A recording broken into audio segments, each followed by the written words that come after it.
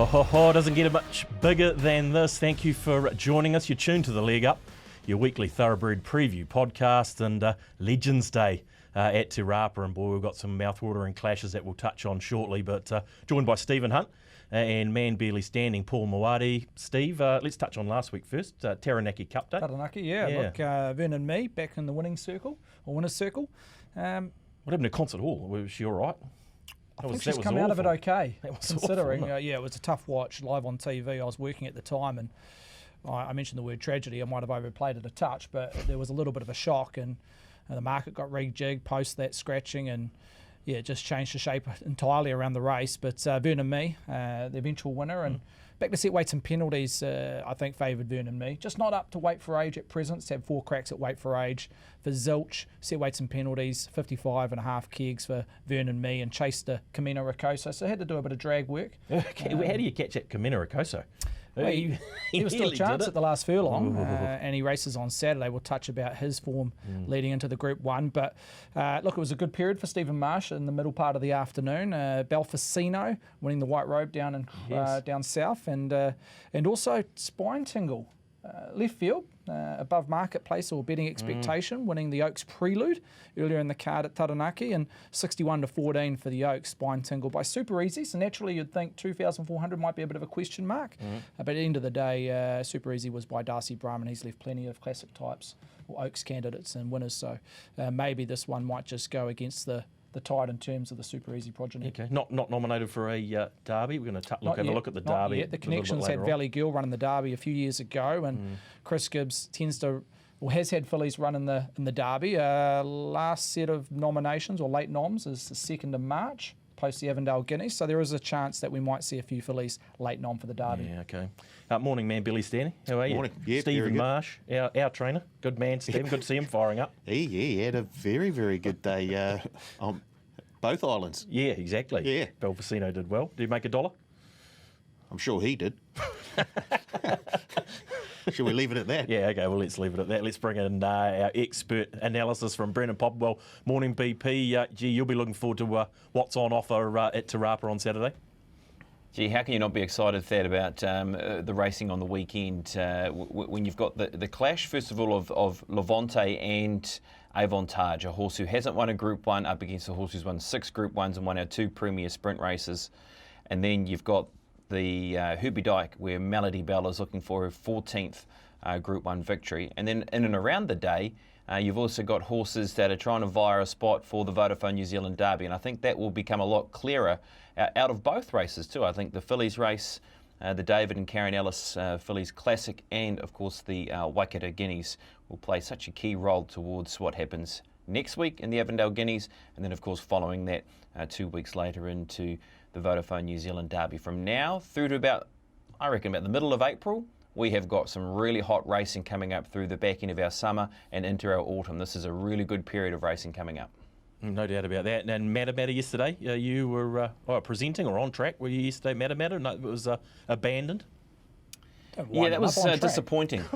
Sorry. Yeah. Certainly wasn't on track, Thad, but save it for Saturday.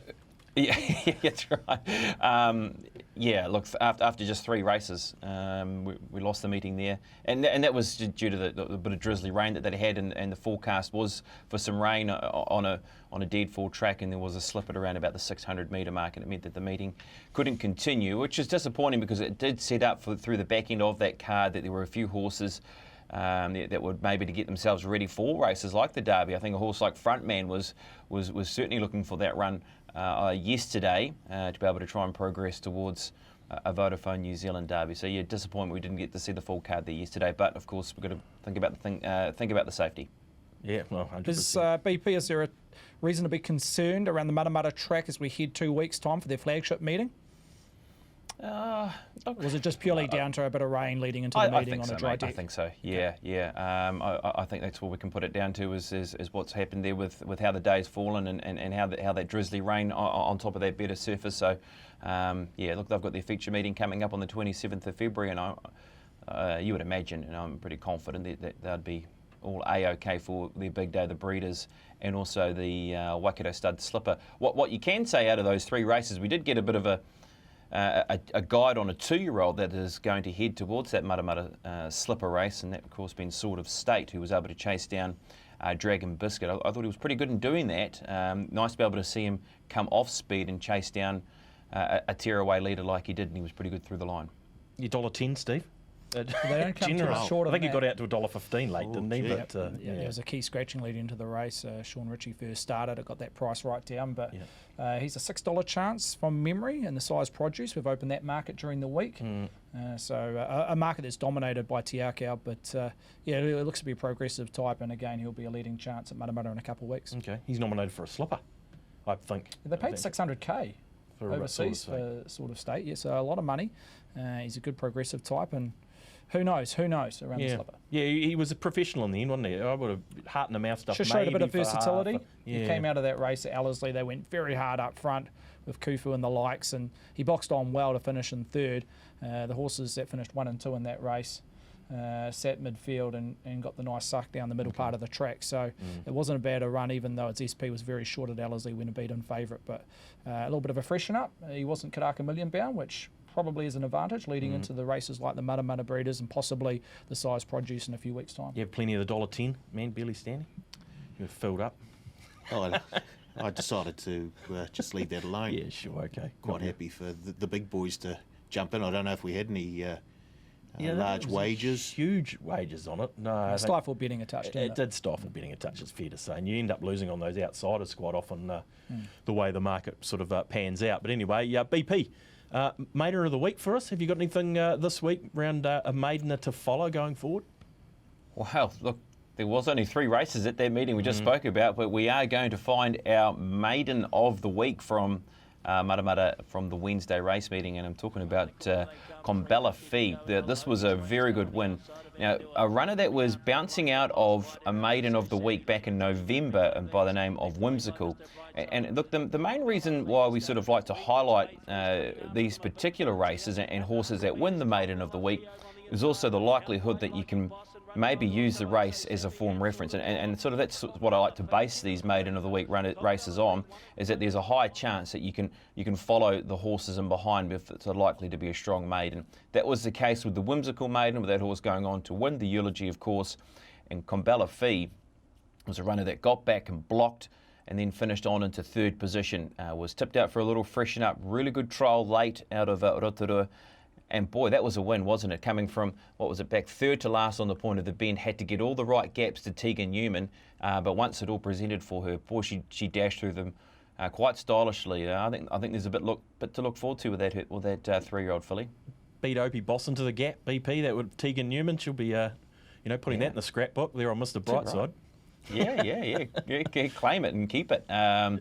So they're thinking maybe that she's a horse that could be good enough to get to stakes level. They've certainly found out that she's pretty sharp. I know that they've always had her in reasonable regard, Combella Fee. So watch the space with where she heads to in the next few weeks, and maybe what we can see out of that race as well. You didn't mind her, Steve? You had an opinion on we the had her horse fairly going safe. on? Her ratings weren't too bad, coming out of strong maiden races, as BP's already alluded on.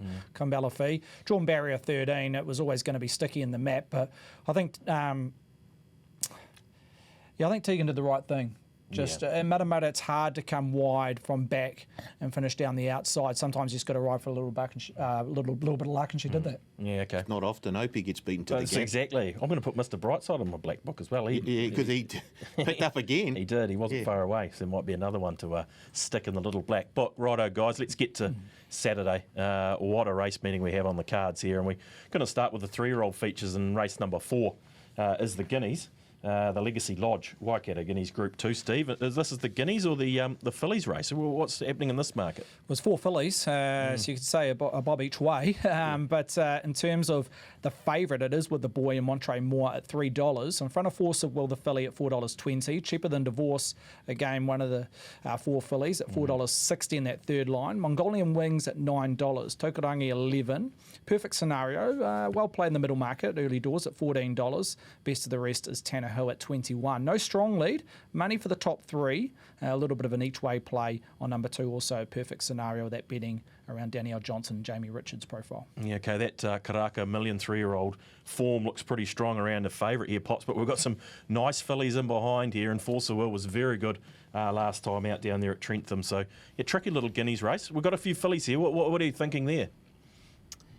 Yeah, look, I think it's just a case that we're going to see these fillies take on the boys because there is an opportunity to do so. I think this year to take on the Colts and Geldings, and this could mean that we will see maybe a lot more fillies compete in the Vodafone New Zealand Derby than what we have seen in recent times. And look, the next few weeks is going to really unfold and tell us that story if that is going to be the case. And maybe really with Force of Will, that's the reason why they've rolled the dice towards the Waikato Guineas instead of maybe looking to take on horses like Emeralina and also Needle and Thread and those type of fillies in the David and Karen Ellis Classic. I think Montre Moire is the benchmark for this race, though, and really does give you that indication that he's going to be a horse that's going to be right at the top end for the Derby because of how he ran last start in the 3-year-old Karaka Million Classic. Because he's bumped into 2 very good horses. You've got to love how he's gone to the line in that particular race over 1,600 metres, and now he gets himself up to 2,000 metres. So he's the logical favourite. No, he looks the one to beat, doesn't he? And then you try and work out the rest. Horses like Perfect Scenario and Mongolian Wings, they are tricky horses to try and work out, aren't they? I thought Perfect Scenario did a good job to be finishing into 4th position out of the 3-year-old Karaka Classic, so I think you've got to use that as a guide for today's race. Mongolian Wings bouncing out of the Ginger Nut Salva. Are those races on a par with the filly, first of all, and Force of Will, or is her run better with what she did in the Desert Gold? And then you can also say the same about Cheaper Than Divorce because of her run when not getting all favours in the 8 carat, but was still very good with what she was able to do from where she came from, and then she ran into Milford in the Ginger Nut Salva. So that's the conundrum we have here of trying to weigh up what's better than the other. Is the fillies race is better than what we've seen with some of these boys? I'm thinking a couple of these fillies will run very well, especially Force of Will and Cheaper Than Divorce. I do like both of their chances up against the boys, but certainly with Montre Moire at this stage. Okay, quite a gap. I see some money for Perfect Scenario, Steve. Quite a gap between your favourite there at $3 and Perfect Scenario, and they're snapping up somewhere around the 14s there. What's your thinking around those two at this stage? Perfect Scenario and... That Montre Moire. They both come out of that Karaka Million 3-year-old race. Yeah, I've got it down as the strongest 3-year-old race this season, the Karaka Classic. And no surprise, Aegon, who's rated the best 3-year-old in the country thus far, winning the 2,000 Guineas and going on to win the Karaka Classic. The Karaka Classic was half a second above standard. The betting told the picture in terms of the results. So that played ball in terms of Amadalenia running second and behind Aegon and Montre Moire. But Montre Moire, even though it was around about $21 SP, it was quite firm in that middle market in the in the Karaka Classic, $26 into $21, and its best sectionals were at the back end of the race. I thought it was very strong. The 2,000 shouldn't be any dramas. The Dam, even though it ran in the UK or in France, I think it won over 2,000 metres at Longchamp. So there is a bit of pedigree, even though it's by showcasing. You'd have a little bit of a question mark going over 1.25 miles. On the Dam side, there is staying quality. So Montre Moire, I think from that barrier 2 should get a nice run and looks to be the horse to beat. And we've rated a $3 chance, and I wouldn't be surprised if it started between $2.50 and $3 Montre Moire. And with this Perfect Scenario, we do get money during the working week. Big syndicate involved. We had money at a longer price than the Karaka Classic, and it seems to be happening the same way here. Okay, looks a bit of value on the eye though. 5th for Perfect Scenario in the race, 3rd for Montre Moire, and we've got a $11 gap between them. You can understand why people might be having a nibble. Yeah, absolutely. And Danielle Johnson, Jamie Richards, it's a marketplace, or punters love to identify, and I'm just not sure the money will come on race day. I think that mid-teen price will hold up around Perfect Scenario. Okay. I've got a slight question mark over a strong 2,000 metres, but you've got to roll the dice. There's not too many other avenues where this horse could go. So it's still in Derby calculations, but a little question mark over a true 2,000 metres. Yeah, okay. Horse. Man, barely standing. Paul, which way are you sort of leaning in the Guineas? Oh, I don't mind the look of Force of Will. I thought her run in the Desert Gold was really impressive. Had the fastest last 600 in that race, which suggests that the step up and distance will suit right down to the button. Yeah, I'm looking at the filly, cheaper than Divorce as well. I just think the slow tempo and the salva just really didn't suit her, and if there's a wee bit more speed in this race, I think that she'll be right there at the end. And I thought a wee bit further down the page, maybe Tannehill. Oh, yes, I like it when you come up with something a little bit outside the square. Tannehill, yes. Yeah, 21s. Obviously, forget the last start when taken out by the riderless horse. But the one before that at Ellerslie, I thought, finishing off very, very nicely for third. So Tannehill at 21s. Yeah, don't mind that. You've been a cheaper than Divorce fan, Steve. Big fan. Fan. I think she's right out of the box in terms of a staying filly. She's just had no luck post her maiden win the back end of last year. Cheaper than Divorce. She ran in the 8 carat. They ran moderate tempo at best. It really did suit for horses on speed or just handy. And she ran the fastest last 200 in the 8 carat, 1 length faster than Armada Linia, who won the 8 carat on Boxing Day. Then she went to the Salva over 2,000 metres. I was quite excited to see her over 2,000 metres, but they absolutely walked in the Salva. It was ridiculous in terms of the tempo for the first 8 to 1,000 metres. It was very much a sprint home. I think a lot of the fillies or boys in that race as well ran very close to the top sectionals on the day, including the 1,100 metre races. So it did really set up for those horses on speed. And she was midfield, and all her best work was her last 6 and 200. I think her last 6 and 2 was the second fastest of the meeting, and she almost ran 11 seconds flat between the 4 and 200. So she just needs the right tempo, and she's going to draw. Well, she has drawn wide, so she's going to go back to the last 2 or 3. She just needs an even tempo, and I just can't wait to see her getting over an Oaks trip over 2,400. Okay. But saying that, she could contest the Derby, considering she stands up to the boys here on Saturday. Yeah, okay. Interesting. Yesterday afternoon, late in the day, we had a little phone call to include Launchpad in the Derby market. It's a maiden. I always love those phone calls, man. Barely standing. I know you do. Not nominated currently at 30 to 1. Poisson Stallone, Katrina and Simon Alexander. Still a maiden. I just love those when those phone calls come through to add them to these derbies when they're not nominated. What do we make a launch pad at odds? You're still learning its ringcraft. It went out favourite Matamata last start. Chased the eventual leader. It took a while to wind up, so I think the ground will suit. I'm just not sure. I think this race has just come up a fraction too soon for it, and maybe possibly the Derby as well in about 3 or 4 weeks. So, yeah, I'm not sure about Launchpad. Okay. You're getting 31 to here. We included in the Derby at $61. Yeah, okay. Might be a little place bet. Pop, surmise the Guineas for us.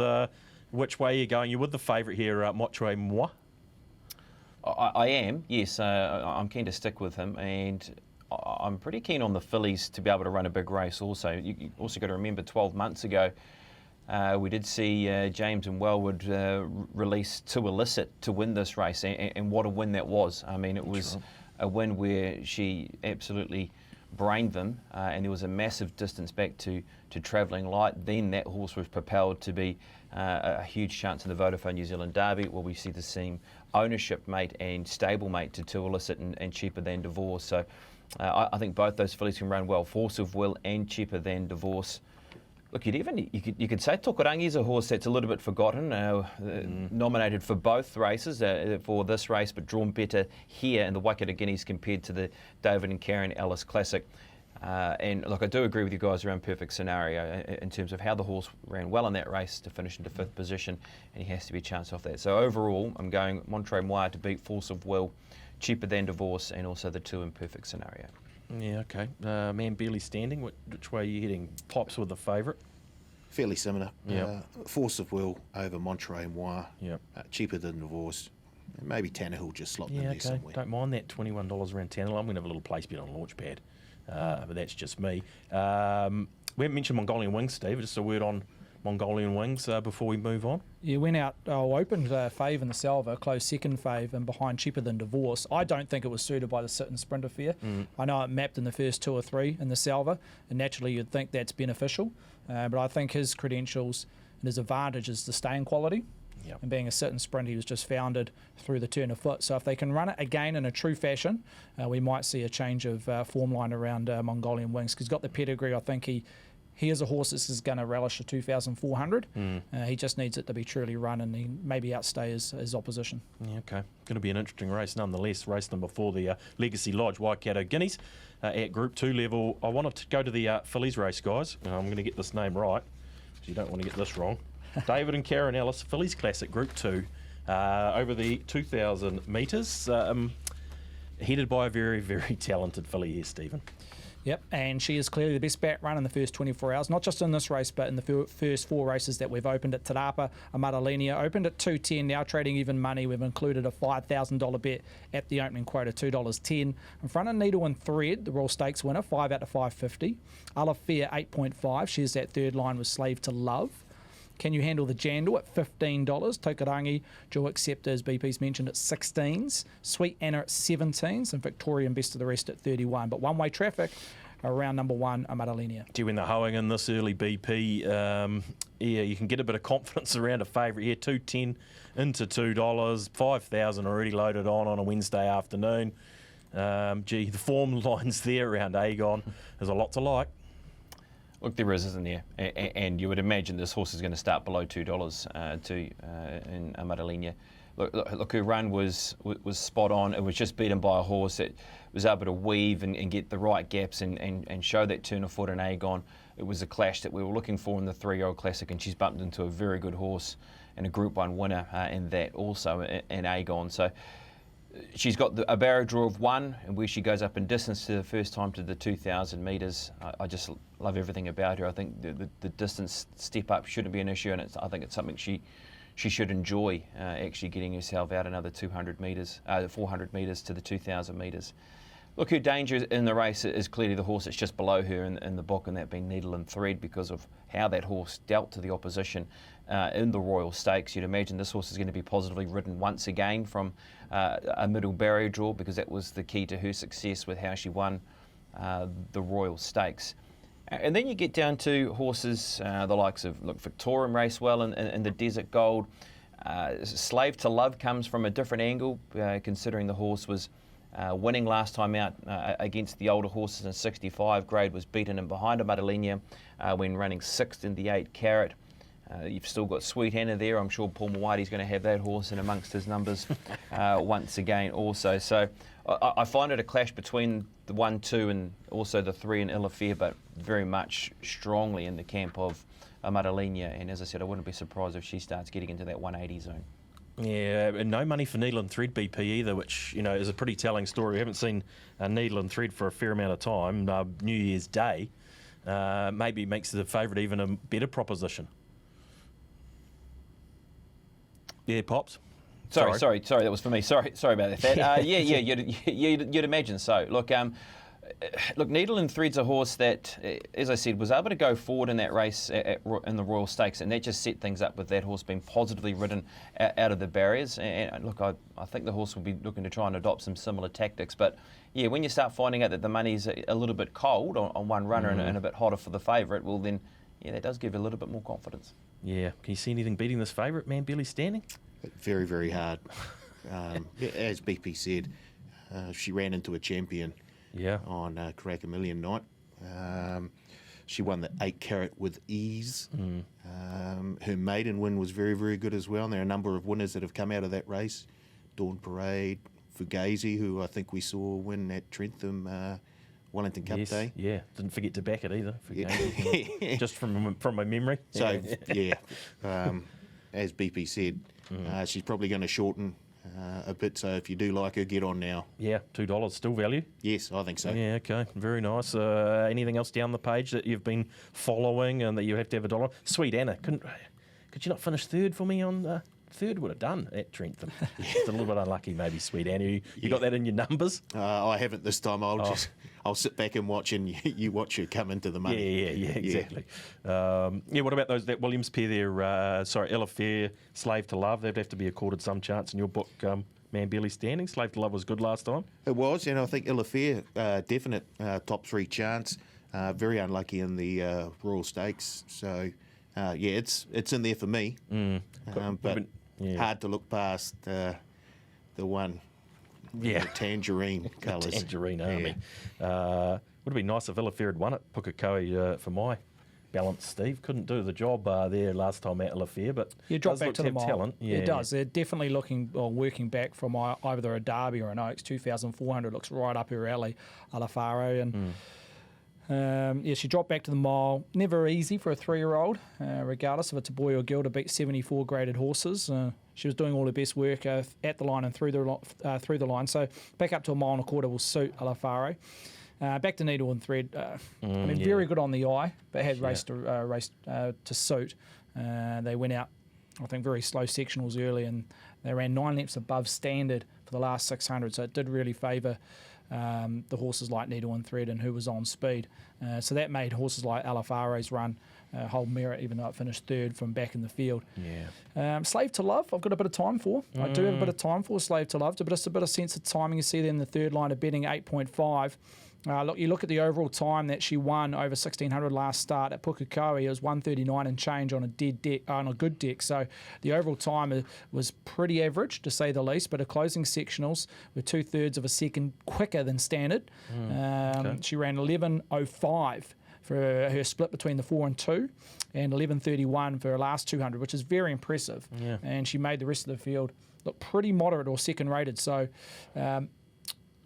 She can't control what they do up front. She's a get-back horse. So they ran that race pretty slow early stages, but her last 6 4 200 splits were very, very good considering the grade of time. So I think she can finish those sectionals, even though off a moderate time.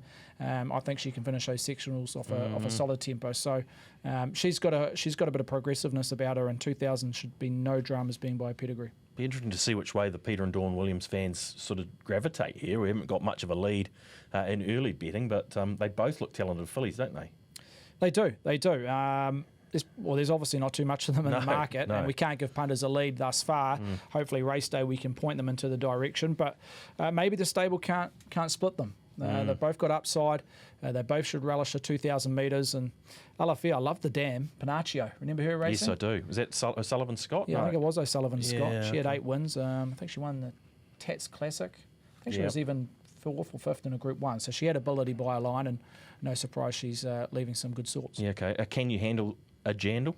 I don't know a lot about this filly. Can you give us a little bit around the 8 in the book? Yeah, look, it's stepping up. Raced against older horses at 74 level, which I stress is not easy to do for 3-year-olds at any time of the season. She ran 4th, so there's a little bit of a form line you can work around Needle and Thread and also Alafia in the Royal Stakes. Look, she's a chance. She's going to get a nice run from Barrier 4. So look, she deserves her place.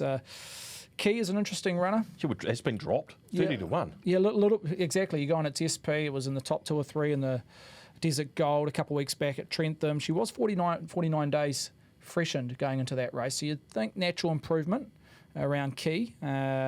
She's just drawn a bad gate. Barrier 14 maps terribly, so just not sure about her chances in terms of the map, but she showed enough in terms of early preparation that she's up to stakes quality, but maybe an improver at longer odds. Okay, interesting. Top 4 BP.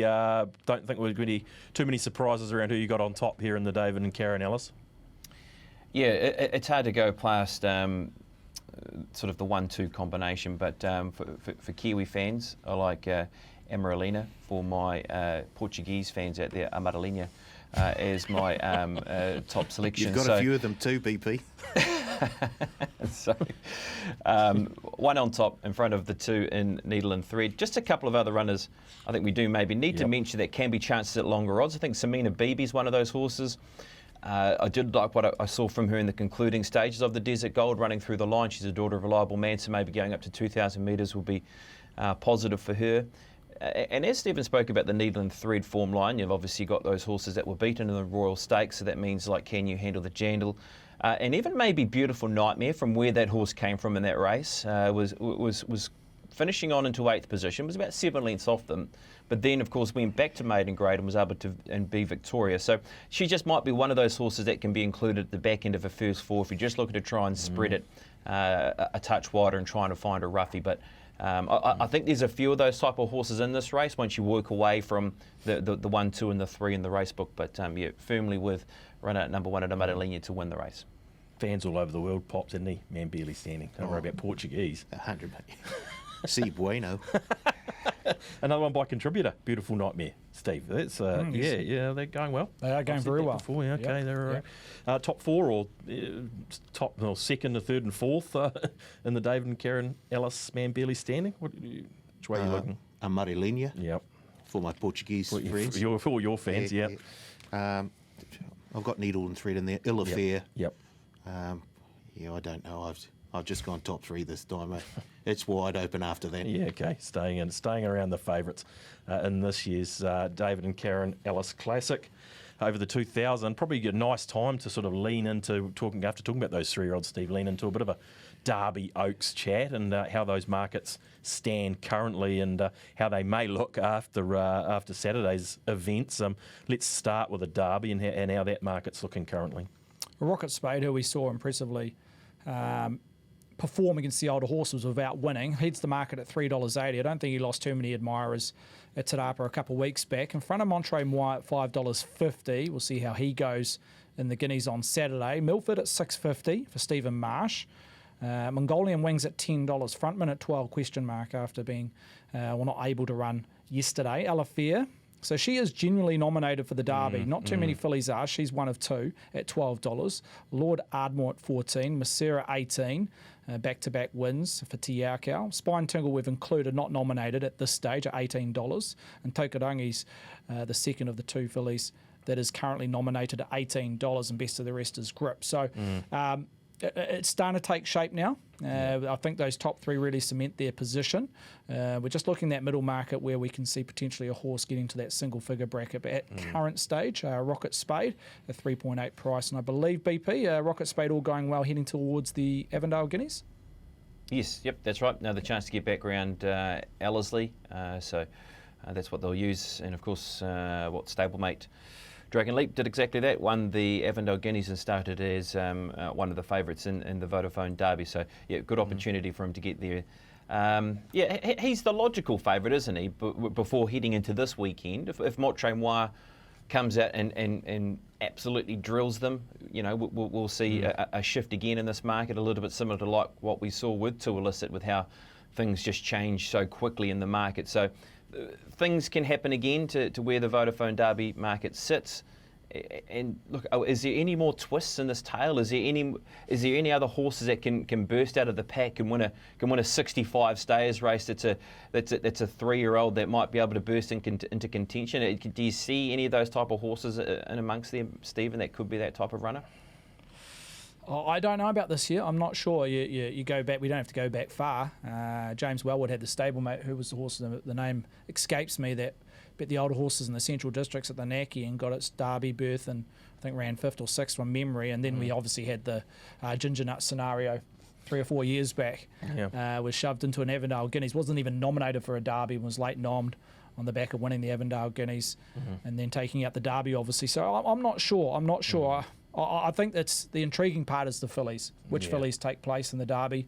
I think from what I see this year, there's no standout colt or gelding, so there's a real opportunity with the prize money being as big as it is for the Derby for a filly to take its spot. So, and look, you can run in both. It's not like you can not run in the Oaks if you're running the Derby, so there's potential for horses to back up. But I think that's the twist in the tail in terms of this year's Derby. Well, let's have a look at the Oaks while we're on the job, Steve. And can we just stay on the Derby for just a minute? Oh, don't tell me you've got some stats. I've got a stat from Statman Scotty Bell. Yeah, love it. Please, let's start with the Derby. The Waikato Guineas is a fantastic lead-up to the New Zealand Derby. 5 of the last 10 winners of the Waikato Guineas have gone on to win the New Zealand Derby. You got any names? Rangipo.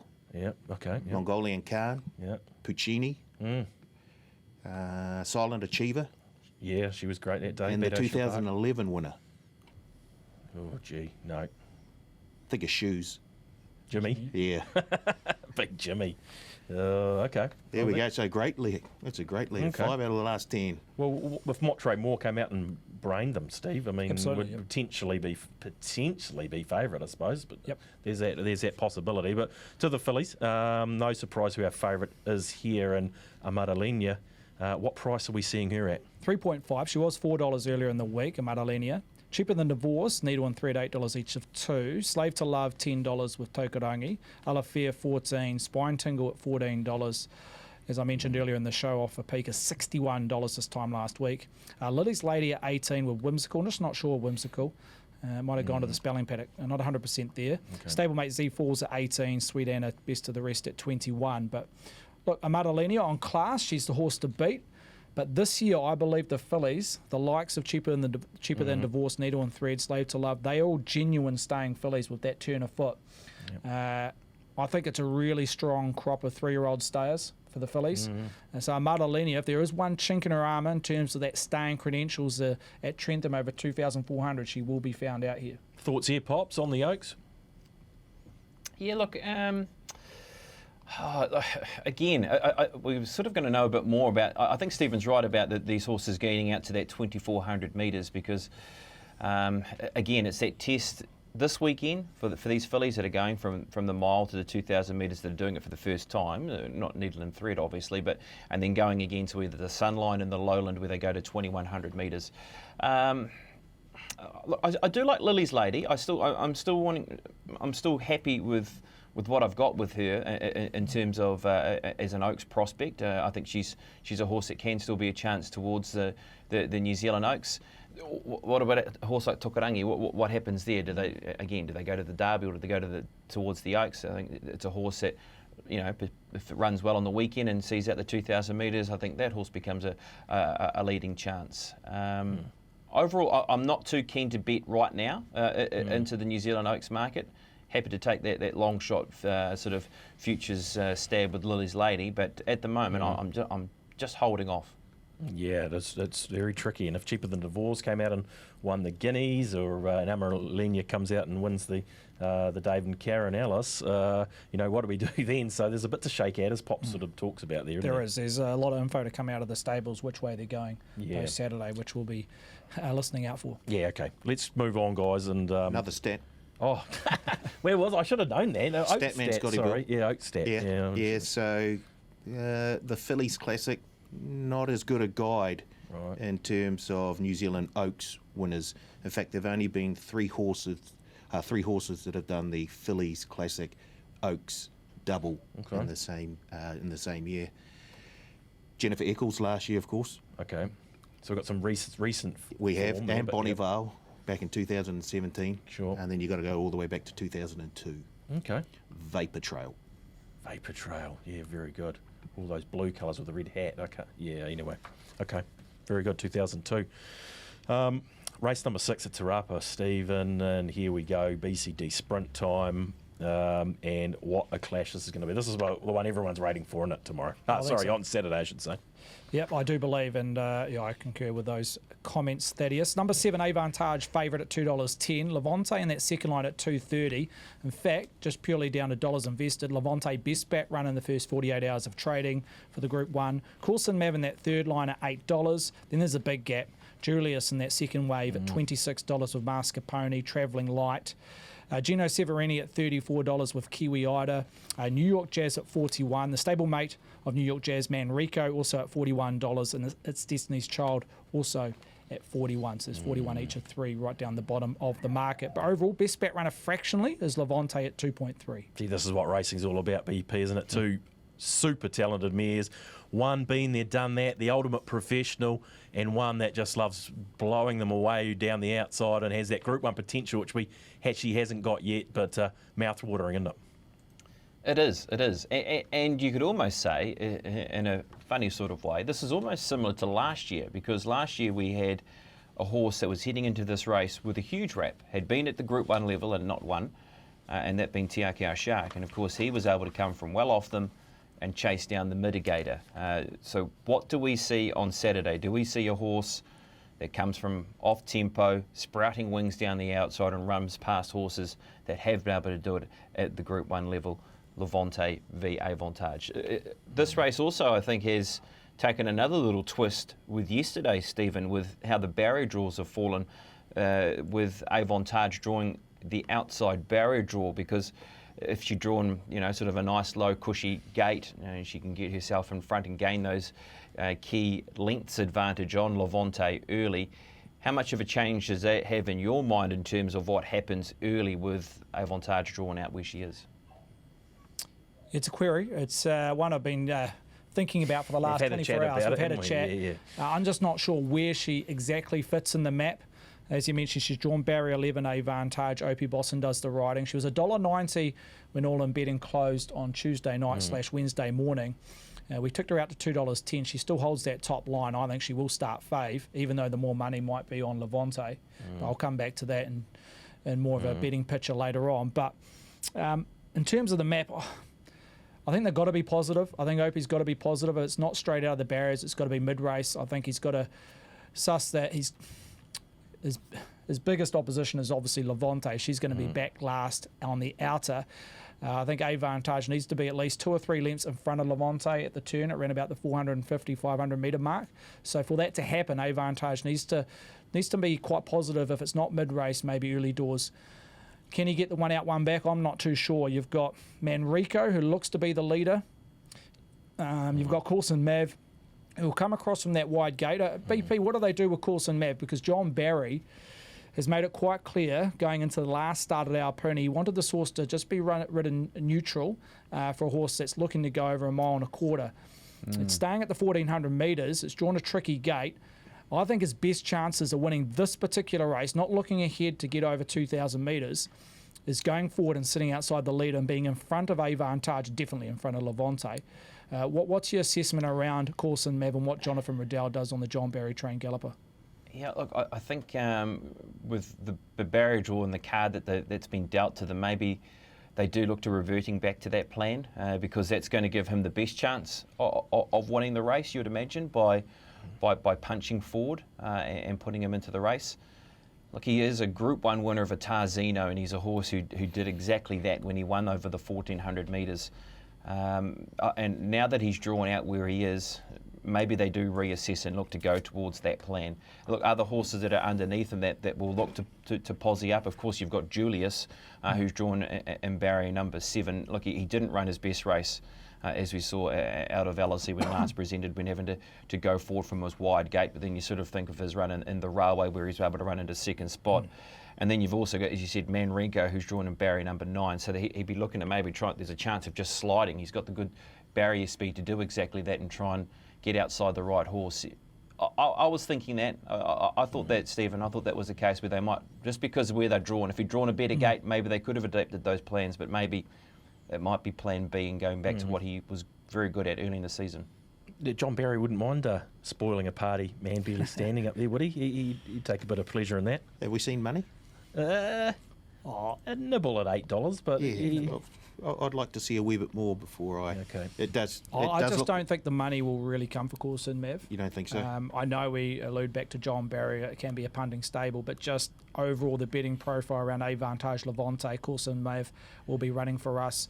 I know it was spec'd and a losing liability throughout the Hawke's Bay Carnival in its first 2 legs, but we're talking north of $41 Coulson Mav, and so that with that natural lay price, it was easily a losing liability. But around about the $8 mark, I think will be running for us here in the tag. Which way do you leaning, Paul? Here, I mean, around the top 2. You want to go with the pro, the been there, done that, or you like the shooting star here in Levante? I do like the shooting star, although a couple of stats have come through that made me sort of waver slightly. But Steve, you sort of told us a view of the race from Avantage perspective, wanting to be maybe 2 or 3 lengths ahead of Levante as they hit the turn. What does Sammy on Levante do to make sure that do they have to ride a little handier if they see Avantage getting away from them, or? No, I think she just rides the horse, not the race. Levante, we know she just naturally doesn't have gate speed. She'll be back last outer, which I think is crucial, not last inner, where she found herself in the railway. Sam can decide when she takes off. She can see it all happen in front of her. She can see where Avantage possibly has been mid-race, whether it's been 3 wide without cover or if OP manages to get in. So, no, I don't think they change their plans. She'll have to take off, depending on the tempo of the race at some stage. But in terms of the map, I think she just remains last on the outer and see it all unfold in front of her. Won't do much for King Kelso's health. I did see that footage. I did see that footage. Yeah, keep the eyes closed. It's brilliant. I hope we find him in the stand again.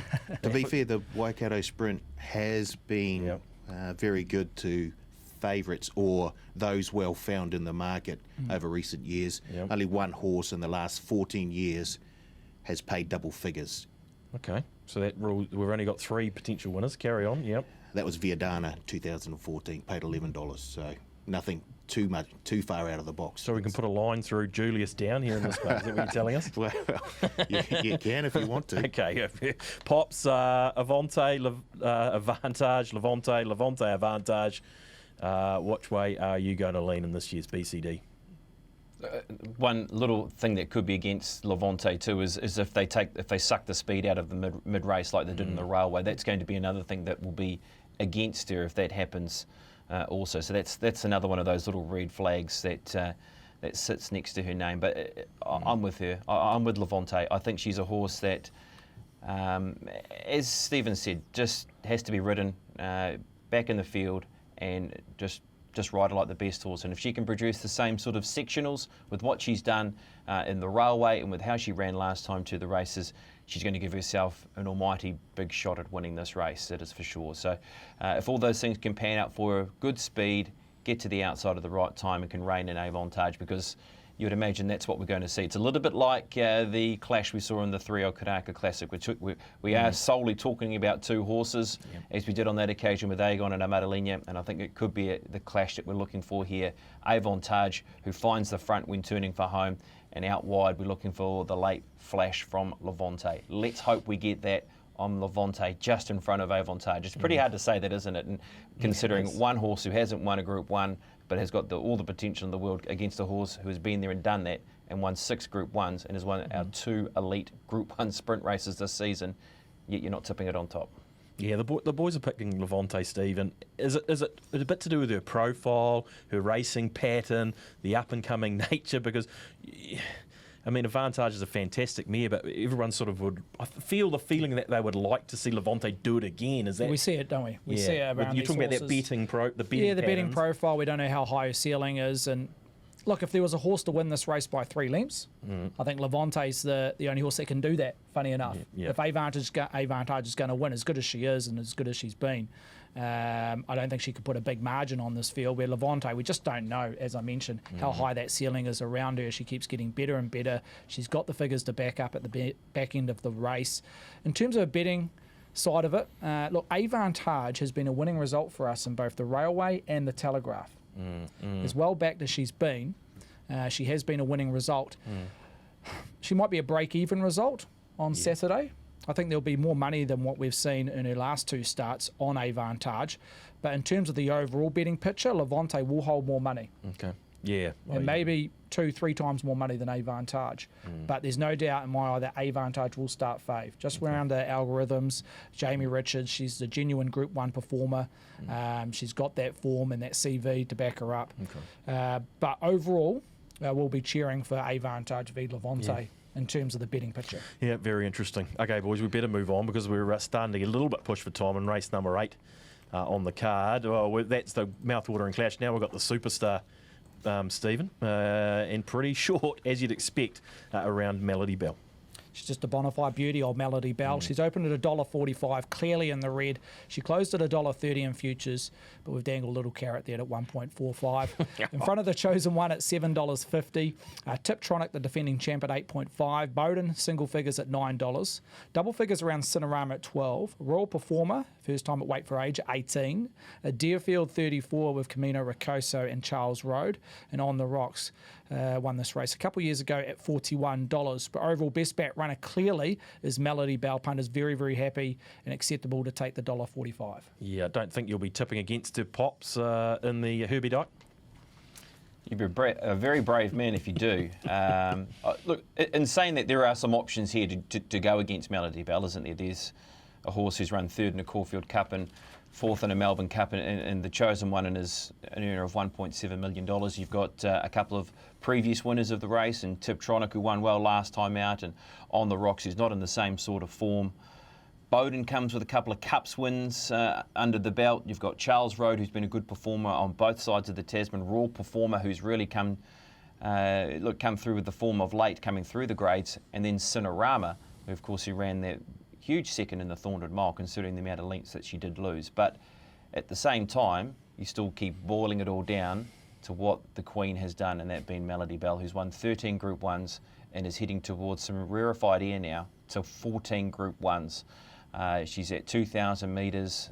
You'd imagine she's going to be an improver again off what she did over 1,600 metres. Very brave to tip against her, and it's to be honest with you, it's pretty hard. So you take the $1.45 or sit back and watch you do the business if you don't want to bet into the 145. Yeah, exactly. Amaralina into Melody Bell, man barely standing. Yeah, but as BP said, there could be a couple of options elsewhere, but yeah the $1.45 is tempting. Not for me. I'm looking... Smaller the fish, sweeter the dish? Yeah, well, just a little bit too small for me. So I've looked elsewhere. I thought Cinerama, who blew the start in the Thorndon and just came... finished only, 1 3/4 lengths behind Melody Bell there. Unfortunately, worse off in the weights this time, but if anyone was bred to win on Legends Day, it's Cinerama. Father won the Waikato Sprint back in 2007. Mother won the Herbie Dyke back in 2012. You're on fire today. I just can't have Cinerama. As much as I love the horse, I've been waiting for her to get to 1.25 miles. She just does her chips, or does our chips in the first 50 to 100 metres. She misses the start. I thought the run on the eye, when you're watching it visually in the Thorndon Mile, was better than what it actually looked. Around Cinerama, she missed the start. Yes, I know, I concede by about 10 lengths. But she had the opportunity to tack onto the field because they ran slow mid-sectionals in the Thorndon Mile. And you look at her closing sectionals, they were only 3rd, 4th best in the race. Naturally, you would have thought she would have had to run the fastest 6'4", 200 splits. That's not the case. In fact, the fastest last 200 in the Thorndon Mile was Deerfield. And the fastest last 6'4" was the eventual winner, Melody Bell. So I'm not too sure around Cinerama. She just cost me too much in the first 50, 100 metres. If you so in that, in Group 1s, you just can't afford to do so. But I do stress 2,000 is her sweet spot. She just needs to learn how it's all about coming out of the barriers. Melody Bell pops on top. Look, going for 14, it would be some heck of an achievement. She can do it, no doubt. You've got her on top. I have, yeah. And then how do we work out Cornella's trifecta's first fours? I think that's the task that is in front of us. I really do like the Chosen One here. I think he's a horse who could run a very cheeky race fresh up. Now, we saw that in the Melbourne Spring where he won over 1,700 metres, having to carry weight. They have taken the blinkers off with him for his first up run. Very encouraging trial. Maybe watch the back end of his trial. He only beat one horse home. You watch how busy Troy Harris is past the line, giving him a really strong hit out. Past the line in that, what was it, a distance, 1,200 metre trial. And boy, he really when he picks up, he goes past them, past the line. So if you've got time to be able to look at that trial, have a look at what Troy's doing past the line. We've seen that trial many times, haven't we, Thad Taylor? Very strong trial, Pops. That watch out for the horse that ran second, if you like the Chosen One. Thad's shown that trial to me at least half a dozen times. Yes, correct. So I think he's a big player. I think Tiptronic as well. Low draw.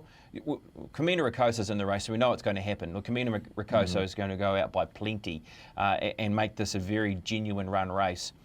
I really did like what I saw from Tiptronic the other day. It did suggest to me that he's in a very similar spot to where he was when he won this race last year, with how he won at Ellerslie heading into the Herbie Dyke.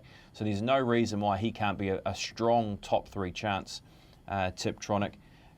And then outside of that, you can sort of pick and choose. Bowden's coming off the back of a Topol Martin Cup. Deerfield's been placed in two Group 1s this season and has been, 5th in another in the Tarzino. So he's a horse that could lob into the money. He goes up in distance for the first time to 2,000 metres, and as you spoke about, Cinerama going to 2,000 metres. But yeah, for me, Melody Bell, the Chosen One, and Tiptronic are the 3 that I'm sort of liking, and those are the 2, should I say, behind Melody Bell that I like for trifectas and first fours.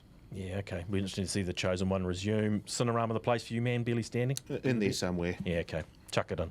But it's really all about the mare going for the record, Group 1 glory, and past the great Sunline Melody Bell at $1.45 in this year's Herbie Dyke Stakes. Boys, we better start to think about winding it up, and it's best bet time now. Look, I think we're 0 from 3 last week, not the sort of strike rate we're after.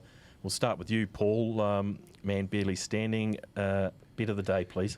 Yep, I'm heading to the BCD Sprint, and I'm on Levante, hoping that Yeah, Levante will become the first horse starting with the letter L to win the Waikato Sprint. It looks like it's going to be a match race between Avantage, who, if Avantage does get up, she'll become the first horse to ever do the Railway Telegraph Waikato Sprint treble in the same season. Okay, that's fantastic stuff. That is a good stat. You see Paul's ROI there, Steve, minus 43%. Does that red colour get redder the more I lose? Well, maybe it will. We've got a small sample size, so it won't take long to blast out, but there's going to be some accountability on the leg up around your selections. And yeah, it wouldn't, as I say, we've only got about 6 or 7 weeks of data currently. You're currently down, but it'd only take one bet to get you out at this stage. But we'll keep those ROIs up on the board, Stephen.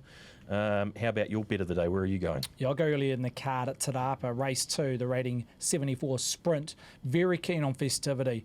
She presented in the Concord on a first up assignment. She was 70 days freshened going to that race.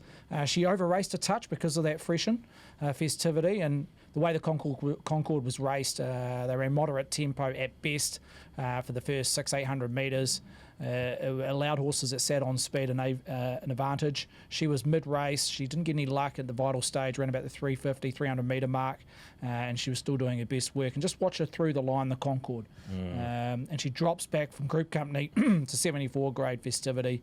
I think she can stalk the leaders here, and she'll be too good in the last furlong. Okay, ROI, A plus 18 for you, Steve. I'll take that. You're in front. I'll take that. But we're going to go to our star. I think she'll be odds on festivity. That market's yet to be open. Okay. But I've priced her well above a 50% chance. Yeah, okay. We'll go to our star performer, BP. Even though we missed last week, bit of the day for you on Te Rapa, on Legends Day there at Te Rapa. Yeah, just got to stop running second, 3 seconds in a row the last 3 weeks. So, gee, I like Stephen's bet. I really do think that she's a bet. She is the multi-fill-up for the weekend festivity. And you could run that through Melody Bell and possibly through Amaralina, who is my best bet in race number 7. So, Tiakau treble that we're tipping out there. So, I just feel as though this horse is ready now for some more distance, has the right draw. Also coming back from taking on the boys in the 3-year-old classic, just to the flat-out fillies. She is a top liner in the making, is Amaralina, and I'll make her my best bet of the day in Amaralina/Amaralina. Plus 27%. Look, Pops, you'll be on course Saturday. Is Aiden there? What's happening with the double act? We've got Emily Bosson this weekend. Aiden is away, so Emily is... Okay. Is gladly keen to step into the shoes of Aidan Rodley once again. So, yeah, we'll be looking forward to getting out there on Legends Day. It should be a huge day. The fields have stacked up, haven't they? We've touched on the 4 features. There should be a huge crowd there on track to be able to witness the BCD Sprint with the clash we've spoken about, and the prospect of Melody Bell getting 14 Group 1s. It's all in front of us, team. Oh, and absolutely it is, boys. Thank you for your help. Thanks, Pops. As always from you, and thank you, gentlemen. Thanks. Looking forward to Saturday, man. Barely standing. Very much so. Great day. Oh, absolutely. Tiaka, how many you got Tiaka down for? Have we got a book on that? We will do, won't we? Yeah, we will. do, actually. That's a good idea. We'll get a Tiaka winning winners or exact number of winners or something of that nature up for Saturday. You'll be looking forward to it, Stephen. Were you going to be in the office? I'll be in the office talking about market movers, whatnot. So I'm looking forward to the 3-year-olds. Obviously the Group 1's outstanding, but the 3-year-olds, I love this time of the year, them progressing over a staying trip and as we head towards the Derby and Oaks. Yep, absolutely. And those markets will be shaken up. Looking forward to Saturday. Thank you for joining us on the leg up. We can't wait for the racing to commence, and we'll be back in 7 days' time to look at Avondale Cup and Avondale Guineas. Thanks for joining us on the leg up.